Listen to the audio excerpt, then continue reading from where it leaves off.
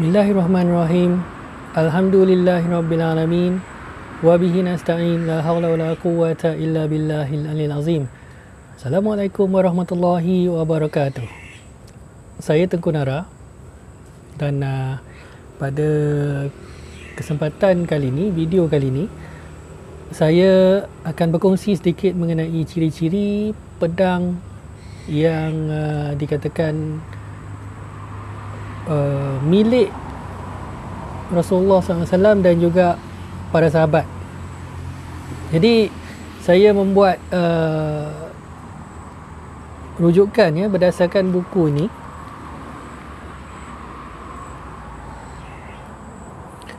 Tajuk dia Warisan Pedang Rasulullah SAW dan para sahabat. Okey.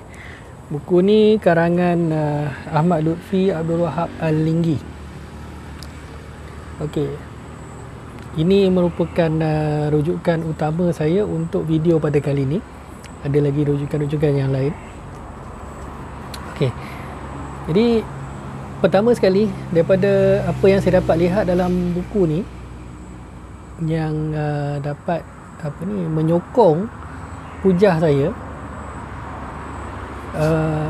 ialah apa yang dipamerkan di pameran-pameran artifak Nabi, khususnya kepada pedang. Senjata saya tak cerita pasal benda-benda lain. Pedang yang dipamerkan di pameran-pameran tersebut, minta maaf kata, bukanlah pedang yang sebenar mahupun pedang yang bersesuaian dengan zaman tersebut. Ini berdasarkan kajian, berdasarkan pembacaan ilmiah, berdasarkan buku macam ni. Okey, bukan saya cakap kosong. Okey, saya minta maaf, video ni bukan bertujuan nak memalukan sesiapa, bukan bertujuan nak menjatuhkan sesiapa. Ini adalah satu perkongsian ilmiah yang saya buat supaya kita sama-sama dapat memahami apakah itu pedang yang wujud pada zaman Rasulullah SAW tahun 600 Masihi. Jadi maknanya ni abad ke-7, abad ke-6, 7 Masihi. Okey. Jadi di sini dalam buku ni dia ada menjelaskan kesemua pedang yang ada di Museum Topkapi. Kita maklum ada 9 atau 10 bilah. Jadi di sini ada, pertama sekali saya nak tunjuk pedang yang saya rasa agak famous dan semakin terkenal setelah munculnya ataupun setelah tapak arkeologi Sungai Batu ditemui. Ini dia. Pedang ini ialah pedang Al-Qalai. Okey, kalau kita dapat lihat di sini bentuknya, bilahnya lurus, matanya dua, iaitu di sini dan di sini dua mata, bilah lurus, hulunya agak kecil. Saya jangka dalam 1/6 atau 1/5 daripada bilah. Okay, dan seperti mana dalam video saya yang sebelum ni, yang saya sentuh mengenai bagaimana nak tahu adakah senjata tu betul-betul senjata atau hiasan, salah satu ciri utama ialah nisbah. Jadi di sini kita tengok nisbah hulu dengan mata ialah 1/5 atau 1/6. Jadi maknanya hulu dia tu sesuai dengan genggaman manusia dan bilahnya cukup panjang untuk dikategorikan sebagai sebuah pedang. Dan kalau kita tengok sebilah pedang dan kalau kita tengok bilahnya juga agak lebar berbanding dengan hulu.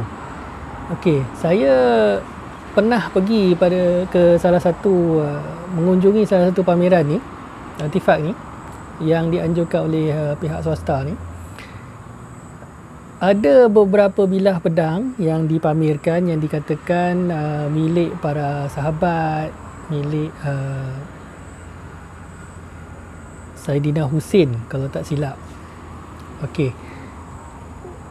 Saya ulang lagi sekali, saya bukan nak menjatuhkan sesiapa, bukan nak mengaibkan sesiapa, tapi kalau sekiranya dapat diperbetulkan semula penyataan tu, alhamdulillah. Okay, sebab kita nak biarlah benda ni kebenaran yang kita kongsikan, bukan benda yang tidak benar ataupun yang kurang pasti.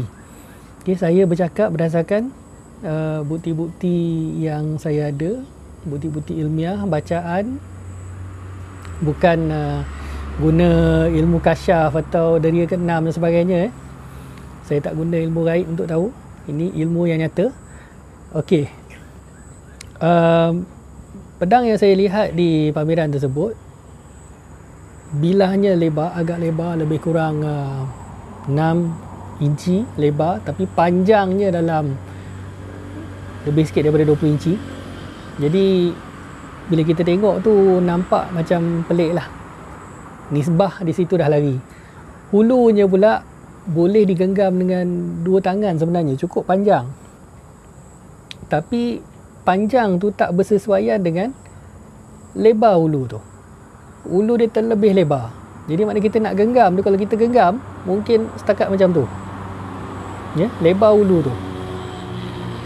Jadi setengah orang kata, oh mungkin orang dulu besar. Kalau orang dulu besar, hulu yang selebar itu, maknanya bilah dia bukan 20 inci, bukan 30 inci. Hulu lebar ni secara orang kata logiknya, mungkin bilah tu mencapai 70-80 inci. Itu baru kena dengan nisbah senjata. Okey. Kemudian itu satu. Yang kedua,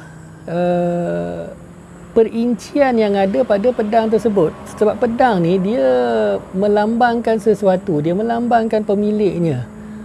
Jadi perlambangan yang ada pada sebilah pedang itu menceritakan siapa pemiliknya.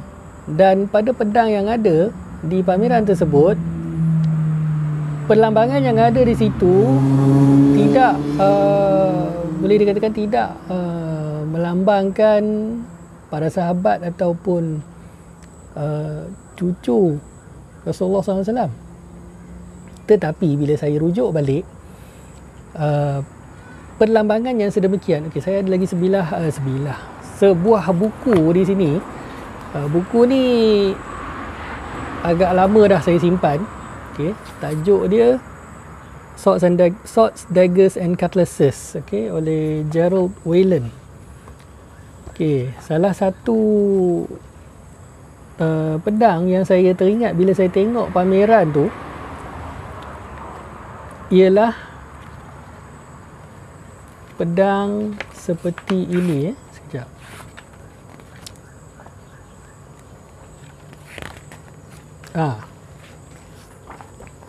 Seperti ini. Okay, jika tuan-tuan dapat lihat, kita tengok lagi sekali nisbah ya. Bila saya kata nisbah tadi tu, okey, ramai yang kata, mungkin ada yang kata pedang ni pedang Arab.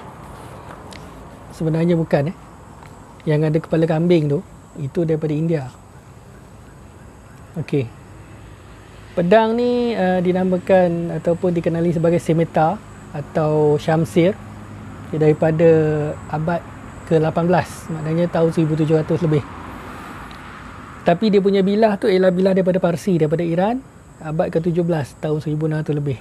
1600-1700 makna kata 1000 tahun selepas zaman Nabi. Okey. Yang saya tengok di pameran hari tu ada bentuk kepala seperti kepala kambing atau kepala kuda. Jadi kepala kambing, kepala kuda, kepala lembu ni, ini ialah antaranya lambang-lambang kerajaan-kerajaan Islam atau kerajaan Muslim India, Mogul. Jadi 1000 tahun ke depan daripada zaman yang sepatutnya. Okey. Itu perlambangan. Kemudian pada bilah tersebut yang saya tengok hari itu ada tulisan Jawi, ayat-ayat. Tulisan tersebut pun kita boleh kenal pasti adakah tulisan itu pada zaman yang tersebut atau zaman yang kemudian, atau cuba ditiru daripada zaman tersebut. Jadi yang ni penelitian tu saya tak dapat nak buat sebab saya tak dapat nak rakam gambar bilah tu, tulisan yang ada tu. Kalau ada rakan-rakan kita yang fasih bahasa Arab, mungkin dia boleh tafsirkan. Okey, tu satu lagi tulisan pada tu. Dan satu lagi kaedah pembuatan atau kaedah ukiran yang digunakan untuk mengukir ayat-ayat tersebut. Okey, kalau kita tengok di sini saya ada satu gambar pedang Saidina Khalid Al-Walid. Okey, di bahagian pangkal bilah ni terdapat tulisan Jawi. Okey, mungkin tak berapa jelas, tapi bila kita lihat di situ tulisannya agak ringkas. Okey, di sini pun ada. Okay, kita boleh tengok gaya hiasan bilah pedang pada zaman itu. Okey, gaya hiasan ini dan gaya hiasan yang saya lihat pada pedang yang dikatakan yang di pameran tersebut adalah berbeza, berlainan. Okey, kemudian kita dah cerita pasal nisbah, kita dah sebut pasal perlambangan. Okey, satu lagi ciri yang sering ada pada pedang-pedang pameran ni ialah bilah yang melengkung. Okey, berbalik kepada buku ni, Swords, Daggers and Cutlasses ni. Okey, dalam ni dia ada merujuk pada bila pedang melengkung ni mula muncul. Okey, kalau kita tengok pedang yang ada pada pameran tu, dia bentuknya menyerupai bentuk bilah Kilich. Kilich ni ialah pedang Turki yang famous masa zaman Seljuk, iaitu tahun 1055, abad ke-11 ya. Abad ke-11 kalau kita banding dengan abad ke-6 atau 7, maknanya kata 400-500 tahun selepas zaman Nabi. Jadi 400-500 tahun lepas zaman Nabi baru mula muncul pedang yang melengkung. Dan lengkungan tu semakin lama semakin dalam lengkungan dia, sehinggalah muncul pedang yang kita kenali sebagai Syamsir atau scimitar tu. Okey, jadi maknanya zaman Nabi dulu tak ada langsung ke pedang melengkung. Bukan tak ada langsung, ada tapi kurang, jarang-jarang. Okey, malah ada sebilah pedang Nabi yang mempunyai lengkungan, tapi itu pun lengkungan dia tidak jelas ya, tidak nyata sangat. Yang ini Al-Mikhdam. Okey, pedang Al-Mikhdam ni dikatakan panjang 97 cm, berat 990 gram.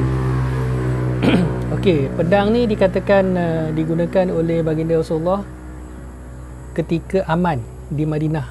Maknanya ni side arm yang baginda pakai tiap-tiap hari. Bukan untuk perang. Untuk perang dia besar sikit, dia lebih lebar, lebih tebal dan lebih berat. Okey, contoh macam Al-Qala'i tadi tu, itu adalah pedang perang. Okey. Jadi kalau kita tengok tadi pun lengkungan ni adalah sikit, dan Al-Mikhdam ni dia berlain sikit dengan pedang yang sebelum-sebelum ni sebab matanya satu. Okey, matanya satu, maknanya sebelah, dan dia ada di hujung tu 1/4 ujung tu tajam di bahagian atas, macam sedikit macam kepala yang kita panggil kepala buaya ataupun anak buaya, buaya berendam, buaya berenang sebagainya. Ada sikit dekat ujung tu. Ataupun pada Kilich ada yang dipanggil Yelmen. Okay, bahagian tu ada sikit.